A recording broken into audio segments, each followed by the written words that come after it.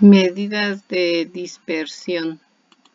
Vamos a iniciar con el siguiente tema, que serían las siguientes medidas que hay que calcular, que en este caso se llaman medidas de dispersión, y estas están pues encaminadas a cuantificar lo próximo o lo alejado que están los datos de una muestra que hayamos tomado. ¿De dónde deben de estar alejados los datos? Pues de un punto central, que en este caso podría ser la media aritmética.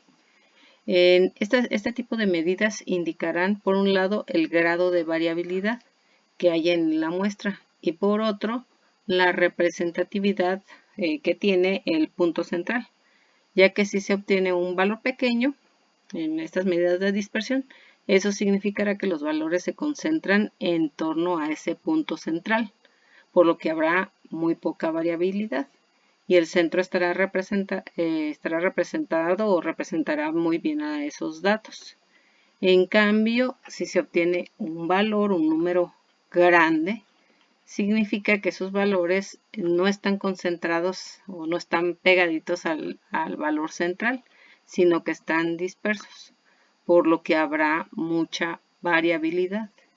Y en este caso el centro, o sea la media aritmética, pues no será un valor muy representativo para este tipo de datos. Las medidas de dispersión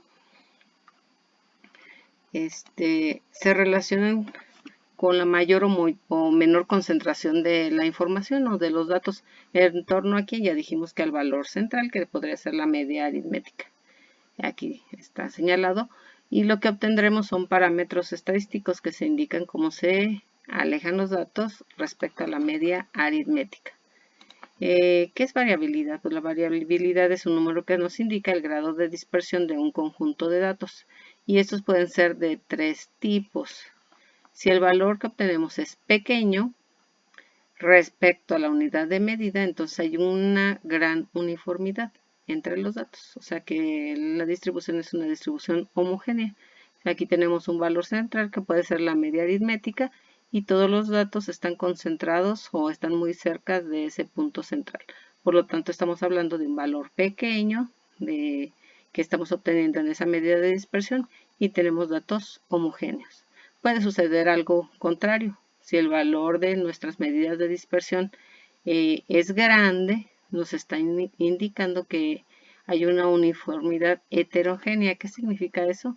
Que el valor central los datos alrededor de él están muy lejos del valor central. Si nos fijamos en esta gráfica, pues la gráfica está más achatadita y por lo tanto tenemos valores desde aquí, datos desde aquí hasta acá. Nuestro tamaño de datos es más grande que el que tenemos en este tipo de gráfica. Por lo tanto, vamos a obtener valores grandes en las medidas de dispersión y están distribuidos muy lejos del valor central.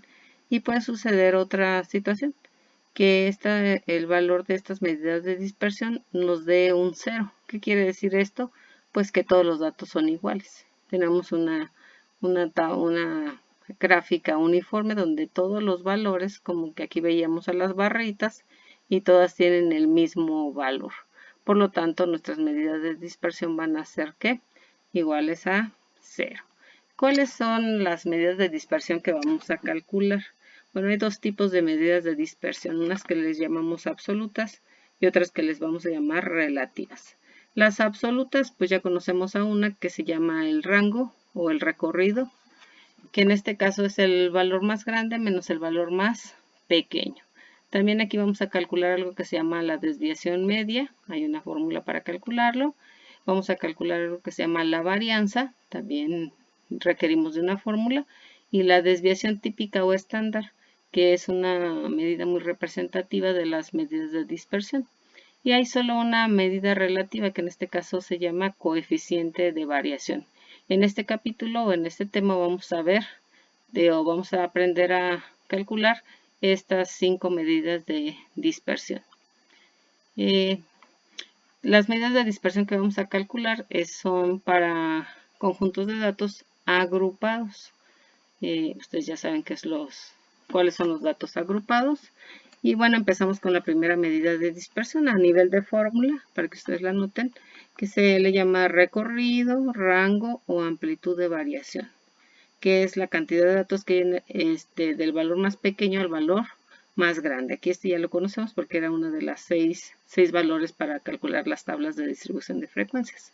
El rango es igual a valor mayor menos el valor menor de todos los datos. Este no tiene ningún problema, ustedes ya lo saben calcular. Y entramos a la siguiente medida de dispersión, que sería la desviación media. Esta mide el valor promedio en que varían los valores de una población o muestra con respecto a la media. Y nos está diciendo que la desviación media es de mayúscula M, que es igual a la sumatoria de todos los valores, que es la resta de quién, del punto medio, que es XY, menos la media aritmética. O sea que vamos a tener que restar cada uno de los puntos medios menos la media aritmética en términos de valor absoluto. Aquí si nos sale negativo, pues lo vamos a tener que dejar como positivo y ese se le va a multiplicar a la frecuencia absoluta simple, que es FI. ¿Sí? Cuando tengamos esta suma, la vamos a dividir entre ¿qué? Entre el total de los datos de la muestra. Y entonces estaremos encontrando aquí la desviación media. Viene otro valor de otra medida de dispersión que se llama la varianza y es la media aritmética de las desviaciones cuadráticas con respecto a la media. En este caso la formulita está un poquito más compleja. Se señala con S para términos de muestra. Vamos a utilizar S elevado al cuadrado para señalar que se trata de la varianza. Y otra vez tenemos que calcular aquí una sumatoria de la multiplicación de la frecuencia absoluta por la XY, que sería el punto medio, elevado al cuadrado.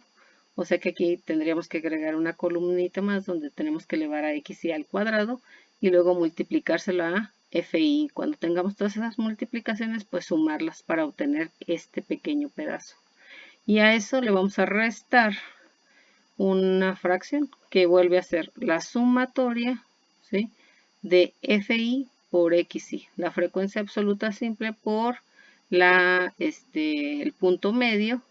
Una vez que tengamos todas esas multiplicaciones las vamos a sumar y una vez que tengamos esa suma la vamos a elevar al cuadrado y eso lo vamos a dividir entre el tamaño de la muestra y aquí obtendríamos este pedacito del numerador que esto se lo vamos a restar a esto. Cuando tengamos esos dos valores pues lo vamos a dividir entre el tamaño de la muestra menos 1 y así estaríamos obteniendo la medida de dispersión que se llama varianza. Después tenemos la desviación típica o estándar. ¿Qué es la desviación típica o estándar? Si se fijan, la varianza y la desviación estándar tienen los mismos contenidos.